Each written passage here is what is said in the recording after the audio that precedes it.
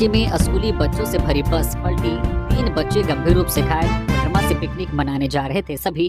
कोडरमा के एक निजी स्कूल के बच्चों से भरी बस रांची के सिकिदरी घाटी में पलट गई। हादसे में बस सवार सभी बच्चों और शिक्षकों को चोट आई है। वहीं 3 बच्चों की हालत गंभीर बनी हुई है। सभी रांची के हुंड्रू फॉल में पिकनिक मनाने जा रहे थे और इसी बीच यह हादसा हुआ। बस सिकिदरी घाटी स्थित डॉक्टर मोड़ के पास तीखे मोड़ के पास शनिवार को असंतुलित होकर पलट गई। इसके बाद वहां चीख पुकार मच गई। बस पलटने की सूचना मिलते ही हुंड्रू फॉल जलप्रपात पर तैनात झारखंड पर्यटन सुरक्षा समिति के सदस्य घटनास्थल पर पहुंचे। उन्होंने स्थानीय पुलिस और एम्बुलेंस प्रबंधन को इसकी सूचना दी।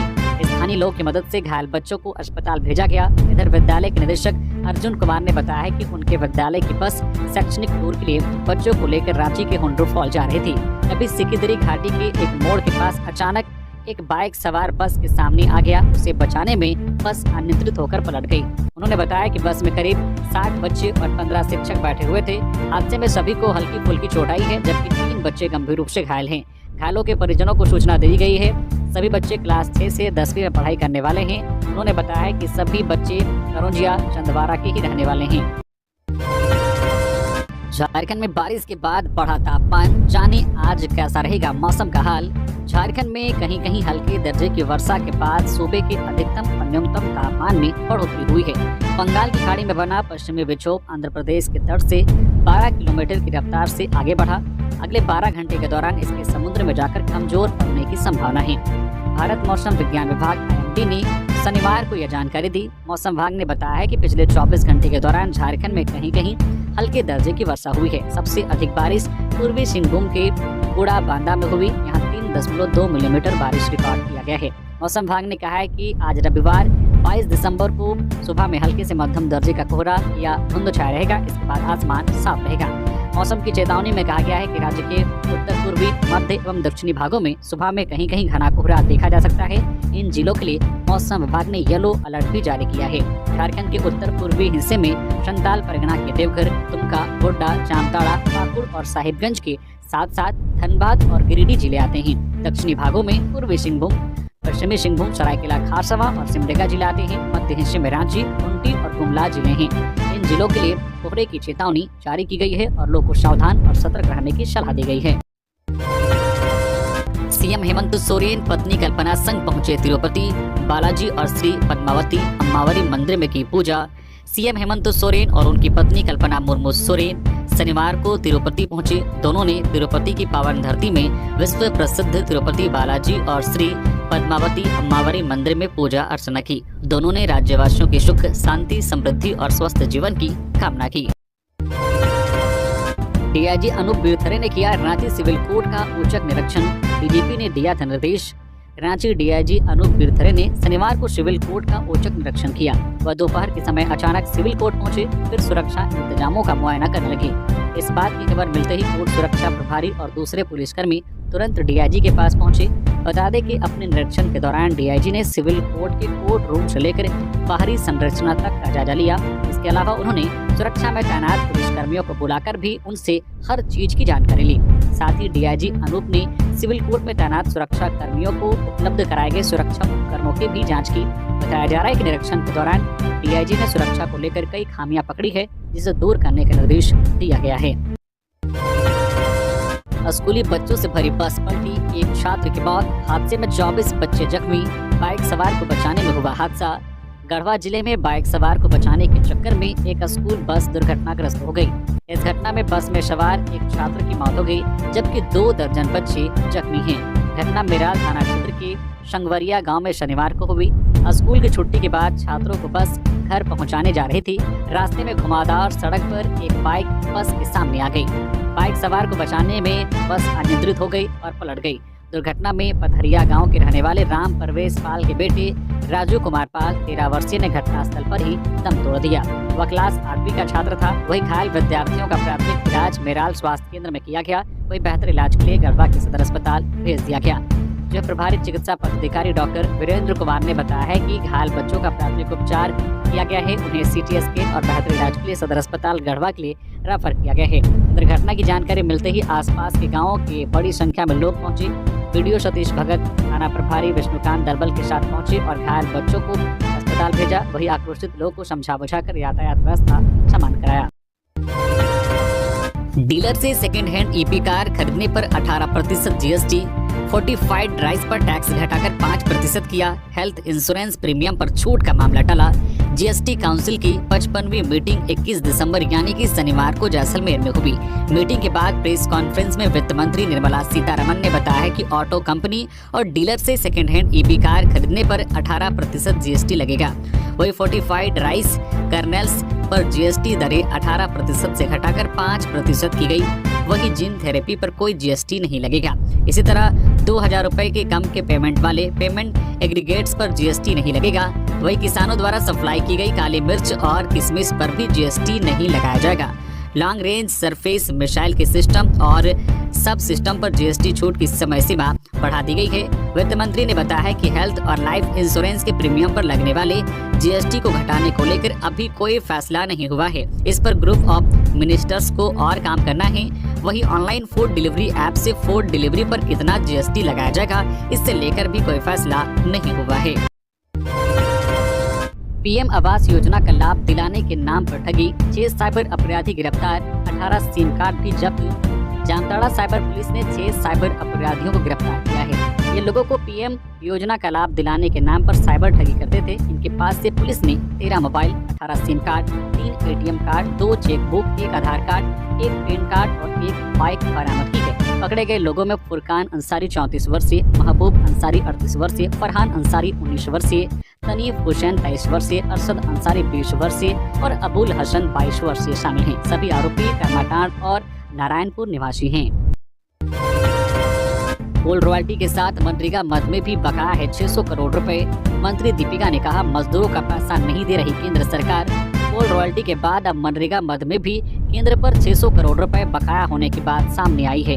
इस मामले में ग्रामीण विकास मंत्री दीपिका पांडे सिंह ने आवाज उठाई है। उन्होंने केंद्र से ये पैसा देने की मांग की है कि इससे मजदूरों का भुगतान और ग्रामीण इलाकों का विकास प्रभावित हो रहा है। कि इससे ग्रामीण अर्थव्यवस्था को सही तरीके से चलाने में परेशानी हो रही है। केंद्र पर बकाया ये पैसा हमारे किसानों और मजदूरों का है कि इस पैसे को कैसे केंद्र से वापस लेना है, इसकी तैयारी की जा रही है। इस पैसे की वसूली के लिए जेएमएम ने भी आवाज उठाई है। बता दें कि केंद्र पर झारखंड का कोल रॉयल्टी का 1,36,000 करोड़ रुपए भी बकाया है। इस बाबत झारखंड के वित्त मंत्री राधा कृष्ण किशोर और झारखंड के सचिव प्रशांत कुमार ने आवाज उठाई है। राजस्थान के जैसलमेर में वित्त वर्ष 2025-26 के केंद्रीय बजट मीटिंग में झारखंड के वित्त मंत्री राधा कृष्ण किशोर और झारखंड के सचिव प्रशांत कुमार शामिल हुए।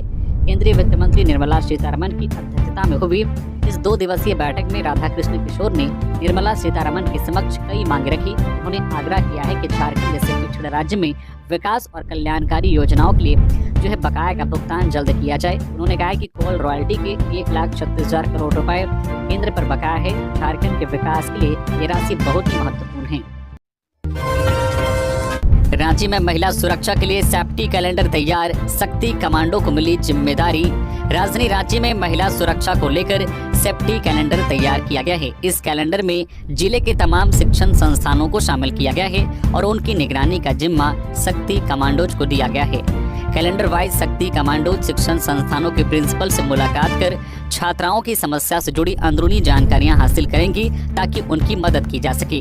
राजधानी के शिक्षण संस्थानों में पढ़ने वाली छात्राओं या फिर उन्हें पढ़ाने वाले शिक्षिकाओं के साथ शिक्षण संस्थान में या फिर आने जाने के दौरान क्या किसी व्यक्ति से परेशानी है, क्या कोई उनका पीछा करता है या फिर कोई उन्हें शिक्षण संस्थान में तंग करता है, यह सब जानने की जिम्मेवारी अब शक्ति कमांडोज को दी गई है। रांची के सीनियर एसपी चंदन कुमार सिन्हा ने महिला सुरक्षा को लेकर इस पहल की शुरुआत की है।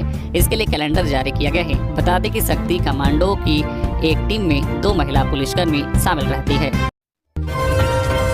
2 सांड की भिड़ंत में एटीएम का गेट टूटा, काफी देर तक मची रही अफरा तफरी, लाठी डंडा लेकर पहुंचे लोग। पाकुड़ के नगर थाना क्षेत्र के अंबेडकर चौक के पास 2 सांड आपस में भिड़ जाने से अफरा तफरी मच गई। सांड के भिड़ते ही लोग इधर उधर भागने लगे। दोनों सांड लड़ते लड़ते बैंक ऑफ बड़ौदा के एटीएम के पास पहुंच गए और उसके गेट को पूरी तरह से क्षतिग्रस्त कर दिया। इधर आसपास के लोग लाठी डंडा लेकर पहुंचे और उन्हें मौके से भगाने का प्रयास किया। प्रत्यक्षदर्शियों ने बताया कि 2 सांड आपस में अचानक लड़ने लगे और बैंक ऑफ बड़ौदा के एटीएम में लगे शीशे के गेट को तोड़ दिया। लोगों ने कहा है कि इन दिनों आवारा पशु काफी संख्या में शहर में घूम रहे हैं। और इससे काफी परेशानी हो रही है। नगर परिषद के अधिकारियों को इस पर ध्यान देने की जरूरत है। गुमला में 22 जंगली हाथियों का झुंड पहुंचने से ग्रामीण दहशत में। फसलों को रौंदकर हाथियों ने किया बर्बाद। झुंड लोहरदगा से घुसा गांव में 22 जंगली हाथियों का झुंड भरमो प्रखंड के सुपा महुआ टोली गांव के आम बगीचा में घुसने से ग्रामीण दहशत में है। ये जंगली हाथियों का झुंड शुक्रवार रात को ही लोहरदगा के भंडरा क्षेत्र से भरमो प्रखंड में घुसा था। जंगली हाथियों का झुंड बूढ़ी पाट गाँव के किसान बुधवा उरांव के खलिहान की मिसाई के लिए रखे धान को भी खा गए। इधर हाथियों को देखने के लिए सैकड़ों ग्रामीणों का हुजूम शनिवार को उमड़ पड़ा। इसके साथ ही बूढ़ी पाट गाँव के किसान रंतु उरांव के धान, शंकर उरांव के गेहूं, अजमत अंसारी के मटर सहित अन्य किसानों के खेतों में लगे कई तरह के फसलों को रौंदकर बर्बाद कर दिया है। सूचना पर वन विभाग की टीम और पुलिस पहुंचकर हाथियों को गांव से भगाने में जुटी है। फिलहाल हाथियों का झुंड सुपा लाल टोली चिरैया टोंगरी स्थित आम के बगीचा में अपना डेरा जमाए हुए हैं। वन विभाग द्वारा ग्रामीणों को हाथियों से दूर रहने की अपील की गई है। वही प्रभावित किसानों ने वन विभाग से उचित मुआवजे की मांग करते हुए हाथियों को भगाने की मांग की है। गंगा में डूबी फायर ब्रिगेड की गाड़ी, ड्राइवर की मौत। गाड़ी में पानी भरने के दौरान हुआ हादसा। ट्रेन से बाहर निकाली गई गाड़ी। साहिबगंज जिले में फायर ब्रिगेड की एक गाड़ी गंगा में डूब गई, जिससे गाड़ी के ड्राइवर की मौत हो गई। कड़ी मशक्कत के बाद ड्राइवर का शव बाहर निकाला गया। घटना राजमहल थाना क्षेत्र में शनिवार को हुई। ड्राइवर गंगा से गाड़ी में पानी भरने के लिए गया था और तभी यह हादसा हुआ। राधानगर में तैनात फायर ब्रिगेड की गाड़ी में पानी की कमी हो जाने पर गाड़ी गंगा से पानी भरने के लिए तट पर गई थी। ड्राइवर अरुण कुमार गाड़ी को पैक करके तट पर पहुंचे थे। इसी बीच मिट्टी धंस गई और गाड़ी गंगा में समा गई। इस दौरान ड्राइवर अरुण कुमार गाड़ी से बाहर नहीं निकल पाए और पानी में डूबने से उनकी मौत हो गई। धान अधिप्राप्ति में 3200 रुपए का भुगतान हो। मोर्चा पिछड़ा वर्ग संघर्ष मोर्चा ने झारखंड के मुख्यमंत्री हेमंत सोरेन से वादा के मुताबिक किसानों को धान की बिक्री पर 3200 रुपए प्रति क्विंटल की दर से भुगतान की मांग की है। संगठन के कार्यकारी अध्यक्ष डॉक्टर दिलीप सोनी एवं प्रधान महासचिव किसान नेता अरुण कश्यप ने कहा है कि सीएम ने विधानसभा चुनाव को लेकर घोषणा पत्र में कहा था कि सरकार बनने पर किसानों को न्यूनतम समर्थन मूल्य 3200 रुपए प्रति क्विंटल की दर से धान की खरीदारी की जाएगी। लेकिन पिछले 15 दिसंबर से विधानसभा लैंपस के जरिए सरकार बोनस समेत 2400 रुपए की दर से धान की अधिप्राप्ति कर रही है। नेताओं ने कहा है कि सरकार को वादा पूरा करना चाहिए। इससे किसानों का भला होगा और उनकी उपज का उचित मूल्य मिल जाएगा, जिससे उनके परिवार में खुशहाली आएगी। उन्होंने कहा है कि घोषणा पत्र के मुताबिक धान अधिप्राप्ति नहीं होने पर संगठन आंदोलन करने को बाध्य होगा। जामताड़ा में 2 बाइक की आमने सामने भिड़ंत, 30 फीट हवा में उछलकर सड़क पर गिरा बच्चा, 4 घायल। जामताड़ा में शनिवार को 2 बाइक की आमने सामने भिड़ंत हो गई। हादसे में बाइक सवार एक बच्चा हवा में 30 फीट ऊपर तक उछल गया और फिर सड़क पर गिरा। इस घटना में बच्चे समेत 4 लोग जख्मी हुए हैं। हादसा जिला मुख्यालय स्थित दुमका रोड की साइडिंग मोड़ पर हुई। टक्कर इतनी जोरदार आवाज के साथ हुई कि आसपास के दर्जनों लोग मौके की तरफ दौड़ पड़े। घायल अवस्था में चारों को मौके पर उपस्थित लोगों ने सदर हॉस्पिटल पहुंचाया। प्रत्यक्षदर्शियों के अनुसार टक्कर के बाद बच्चा 30 फीट ऊपर हवा में उछल गया। अपाची बाइक मोड़ पर भी बेतहाशा स्पीड में जा रही थी, तभी सामने से आ रही स्प्लेंडर से टक्कर हो गई। बच्चा स्प्लेंडर बाइक पर बैठा था, उसे काफी चोट आई है। अपाची बाइक पर सवार 2 युवक भी घायल हुए हैं। घटना की सूचना पाकर पुलिस मौके पर पहुंची। दोनों बाइक को जब्त कर लिया गया है। सभी घायलों का इलाज सदर अस्पताल में कराया जा रहा है। ड्राइविंग लाइसेंस बनवाने में लोगों को नहीं हो परेशानी, मंत्री दीपक बिरुवा ने लर्नर लाइसेंस के बारे में भी दी हिदायत। मंत्री दीपक बिरुवा ने शनिवार को कहा है कि लर्नर लाइसेंस एवं ड्राइविंग लाइसेंस निर्गत कराए जाने में आम जनों को अनावश्यक परेशानी नहीं हो। पदाधिकारी प्रत्येक दिन आम जनता से मुलाकात करें एवं उनकी परेशानियों को यथाशीघ्र निष्पादन करने की दिशा में कार्य करें। मंत्री परिवहन विभाग के राजस्व संग्रह एवं कार्यों की समीक्षात्मक बैठक में पदाधिकारियों को निर्देश दे रहे थे। मंत्री ने कहा कि राजस्व संग्रहण हेतु वार्षिक लक्ष्य को 4 महीने में पूर्ण किया जाना अनिवार्य है। पदाधिकारीगण अपनी जिम्मेवारी को समझे। लक्ष्य पूर्ण करने में असमर्थ पदाधिकारी के विरुद्ध समुचित कार्यवाही की जाएगी। समीक्षा के क्रम में मंत्री द्वारा टैक्स परमिट तथा वाहनों की रजिस्ट्रेशन की कमी पाई गई, जिस हेतु निर्देश दिया गया है कि गत माह में सभी प्रकार के अनिर्णय कार्यों को यथाशीघ्र निष्पादन किया जाए। अल्पसंख्यक आवासीय विद्यालय को सीबीएसई बोर्ड से जोड़ेंगे हफीजुल हसन।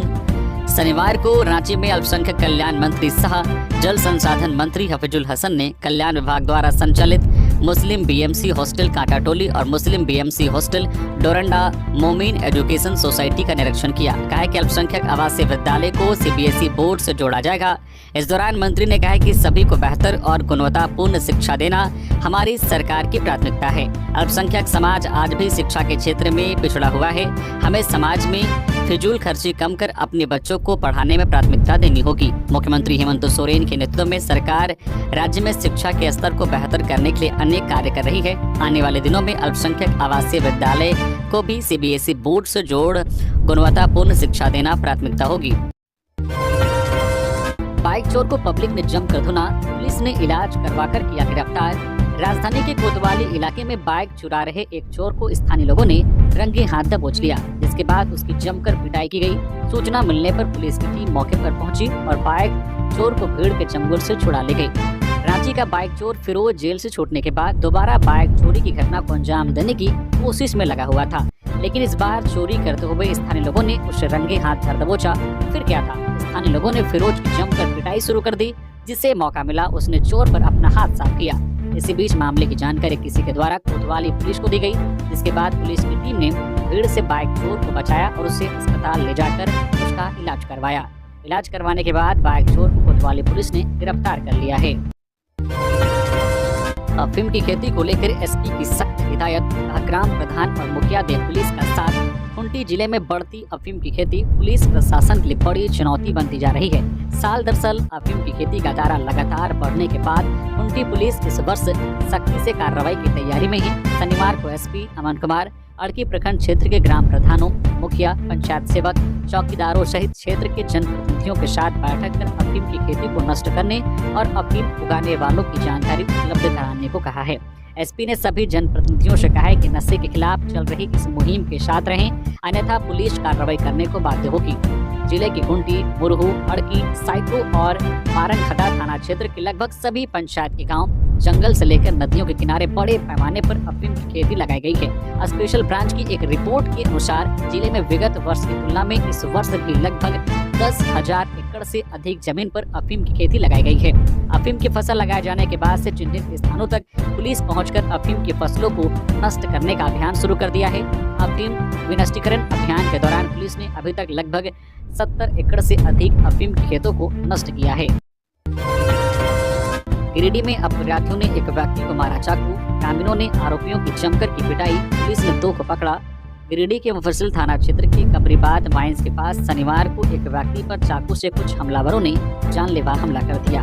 स्थानीय लोगों की मदद से घायल को सदर अस्पताल में भर्ती कराया। दुर्घटना से आक्रोशित लोगों ने 2 आरोपियों को पकड़ लिया और उनकी जमकर पिटाई कर दी। इसी बीच घटना की सूचना पर मौके पर पहुंची पुलिस ने आरोपियों को भीड़ से बचाया और थाना ले आई।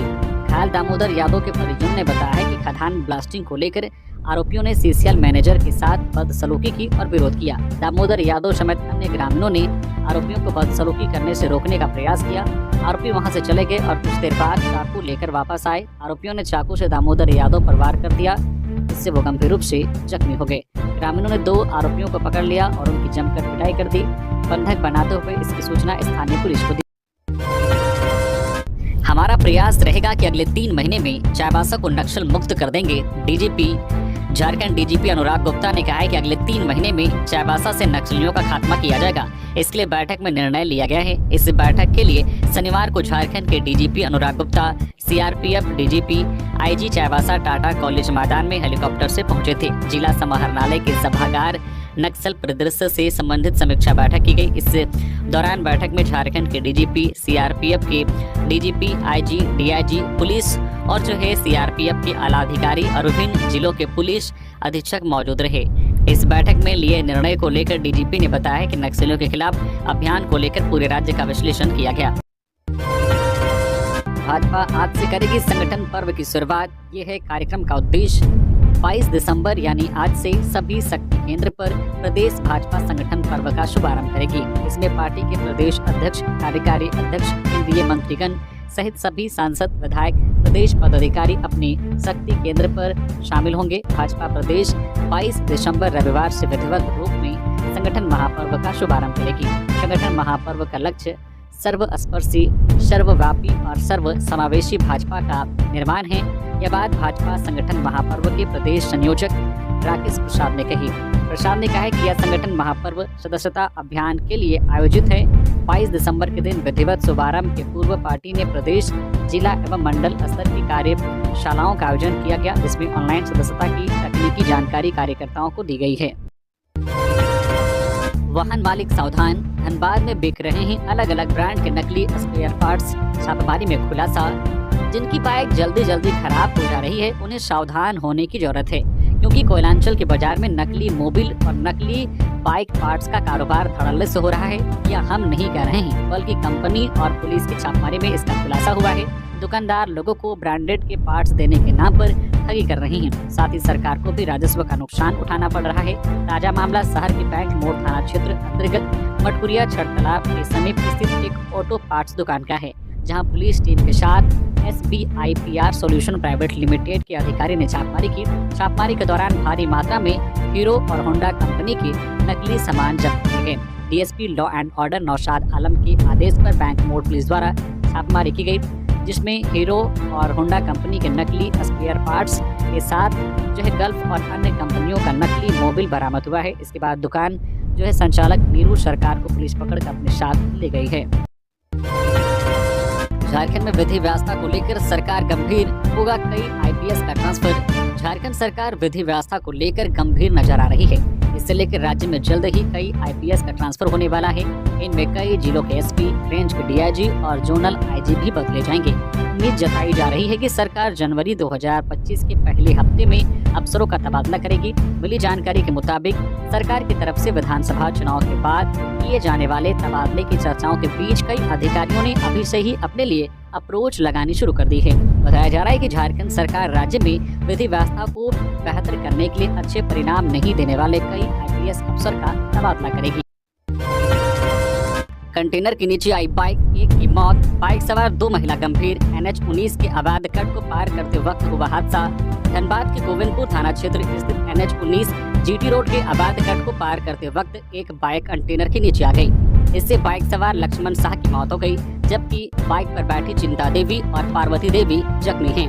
हादसा शनिवार को हुआ। वहीं घटनास्थल पर कंटेनर को छोड़ ड्राइवर फरार होने में सफल रहा। हादसे के बाद बाइक सवार तीनों को स्थानीय लोगों की मदद से धनबाद SNMMCH भेजा गया। यहां डॉक्टर ने लक्ष्मण शाह को मृत्यु घोषित कर दिया, जबकि चिंता देवी और पार्वती देवी की स्थिति चिंताजनक बनी हुई है। जमशेदपुर में देसी कट्टा के साथ एक गिरफ्तार। जेल में बंद अपराधी के नाम पर मांगता था रंगदारी। कई थाना में दर्ज है केस। जमशेदपुर के कदमा थाना पुलिस ने रंगदारी के मामले का खुलासा करते हुए एक युवक को गिरफ्तार कर न्यायिक हिरासत में भेज दिया। पुलिस की गिरफ्त में आए युवक का नाम बंटी गुवा है, जो परसोड़ी गोल पहाड़ी का रहने वाला है। SSP किशोर कौशल ने बताया कि बंटी जेल में बंद अपराधी के नाम पर शहर के व्यवसायियों से रंगदारी वसूलने का काम करता था। उसके खिलाफ शहर के अलग अलग थाना क्षेत्र में आधा दर्जन से भी अधिक मामले दर्ज हैं। पुलिस ने उसके पास से एक देसी कट्टा, 2 जिंदा कारतूस और एक मोबाइल बरामद किया है। SP ने बताया है कि उसके कदमा थाना अंतर्गत राम जन्मनगर में छिपे होने की गुप्त सूचना मिली थी। इसके बाद थाना प्रभारी के नेतृत्व में एक टीम का गठन किया गया। टीम ने छापेमारी करते हुए उसे नदी के किनारे से धर दबोचा। जमशेदपुर में असामाजिक तत्वों ने कार में लगाई आग। टीचर्स कॉलोनी के पास खड़ी की थी कार। स्थानीय लोगों ने हादसे की दी सूचना।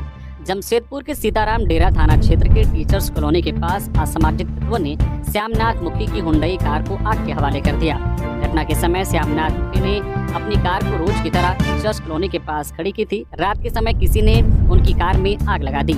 जब स्थानीय लोगों ने कार को जलते देखा तो इसकी सूचना उन्होंने श्यामनाथ मुखी को दी। घटना की जानकारी मिलते ही श्यामनाथ मुखी तुरंत मौके पर पहुंचे और स्थानीय लोगों की मदद से आग बुझाने का प्रयास किया। हालांकि तब तक कार पूरी तरह से जलकर राख हो चुकी थी। कार के जलने से श्यामनाथ मुखी को भारी नुकसान हुआ है। इस घटना के बाद श्यामनाथ मुखी ने सीताराम डेरा थाने में लिखित शिकायत दर्ज कराई है और असामाजिक तत्वों के खिलाफ कड़ी कार्रवाई की मांग की है। स्कूली छात्राओं से छेड़खानी के आरोपी को पनाह देने वाला गिरफ्तार। रांची के कोतवाली पुलिस ने मोहम्मद जसीम नाम के युवक को गिरफ्तार किया है। इसके ऊपर आरोप है कि इसने कन्या स्कूल अपर बाजार हिंदी पीढ़ी के आते जाते छात्राओं से छेड़खानी करने वाले आरोपी मोहम्मद फिरोज अली को छिपाने में सहयोग किया था। उसे गिरफ्तार कर शनिवार को जेल भेज दिया गया। फिरोज अली को पनाह देने वाले लोअर बाजार के पार्षद और अन्य लोगों को चिन्हित कर लिया गया है। उसके विरुद्ध भी कार्रवाई की। पत्रकार पर हमले पर बाबूलाल ने कानून व्यवस्था पर उठाए सवाल। माले नेता ने कहा, चौथे स्तंभ पर हमला लोकतंत्र के लिए सही नहीं। गिरिडीह में खबर संकलन करने के दौरान पत्रकार अमरनाथ सिन्हा पर हुए जानलेवा हमला पर भाजपा के प्रदेश अध्यक्ष बाबूलाल मरांडी ने अपनी प्रतिक्रिया दी है। शनिवार को वह गुंडों के हमले में घायल पत्रकार के परवाटाण स्थित आवास पर पहुंचे और उनसे मुलाकात की। भाजपा प्रदेश अध्यक्ष बाबूलाल मरांडी ने पत्रकार अमरनाथ सिन्हा से पूरे मामले की जानकारी ली और उन्हें हमलावरों को कड़ी सजा दिलाने की बात कही। इस मामले पर उन्होंने अपनी प्रतिक्रिया देते हुए कहा कि इस प्रकार का कार्य रंगदारी और गुंडागर्दी है। प्रेस का अपना कर्तव्य और दायित्व है जिसका पालन पत्रकार कर रहे थे। जिला प्रशासन सारी चीजों को देखे और कोर्ट के आदेश का पालन करवाए। बाबूलाल मरांडी ने कहा कि जब कोर्ट का आदेश है कि टोल नहीं लिए जाएंगे तो ऐसे में कोई अगर जबरन कोई वसूली कर रहा है तो ये रंगदारी और गुंडागर्दी है। इस मामले को प्रेस के साथी ने उजागर कर मुद्दे को जनता के सामने लाने का काम किया है और उनके ऊपर जानलेवा हमला किया गया। यह लोकतंत्र के चौथे स्तंभ पर हमला है। राज्य सरकार और जिला प्रशासन को इसे गंभीरता से लेने की जरूरत है।